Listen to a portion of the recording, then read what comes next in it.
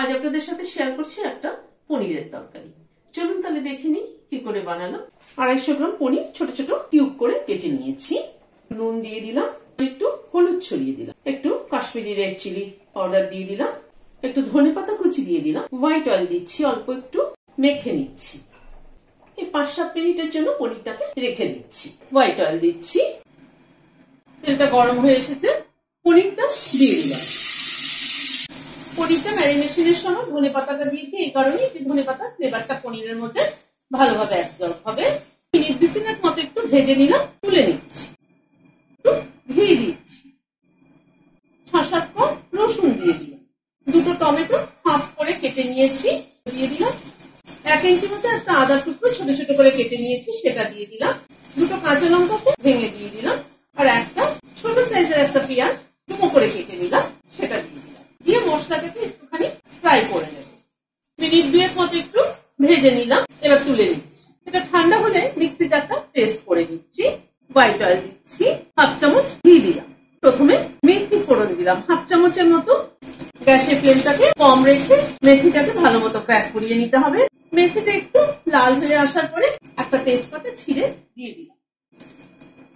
এখানে 3টে আলু ছোট ছোট ডুমো ডুমো করে কেটে একটু বয়েল করে নিয়েছি সেটা দিয়ে দিলাম। মেথি তেজপাতা ফোড়নে পনিরের ঝোল কিন্তু হালকা ঝোল ভীষণ ভালো লাগে। আলুটাকে একটু ভেজে নেবো, একটুখানি নুন ছড়িয়ে দিচ্ছি। আলুটা ভাজা হতে হতে মশলাটা তৈরি করে নিচ্ছি। টমেটোর উপরে খোসাটাকে ছাড়িয়ে নিচ্ছি।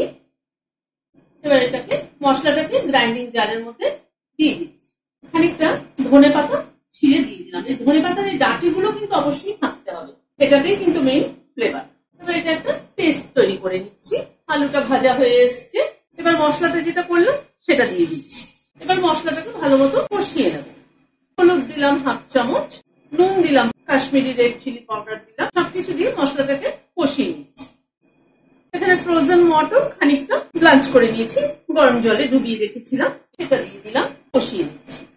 প্রায় 3-4 মিনিট সময় ধরে কষিয়ে নিলাম। আজ কিন্তু আমি মেনলি পনিরটা একটু ফোড়নে টমেটো ধনেপাতার গ্রেভিতে করলাম, হালকা পাতলা, যেটা ভাত দিয়ে কিন্তু খেতে দারুণ লাগে। গরম জল দিয়ে দিচ্ছি, এবার পনিরটাও দিয়ে দিলাম, 1/2 চামচ চিনি দিয়ে দিলাম। পনিরের এরকম হালকা পাতলা ঝোল খেতে কিন্তু আমার খুব ভালো লাগে। আপনাদের কার কার ভালো লাগে আমাকে কমেন্ট বক্সে জানাবেন। মিনিট 2-3 মতো পনিরগুলো ঝোলের সাথে ফুটলো। এবার গ্যাসের ফ্লেমটাকে বন্ধ করে দিয়ে সার্ভ করি। ভিডিওটি যদি ভালো লেগে থাকে তাহলে একটা লাইক এবং সাবস্ক্রাইব করার অনুরোধ রইল। আজ তাহলে এখানে শেষ করছি। নমস্কার।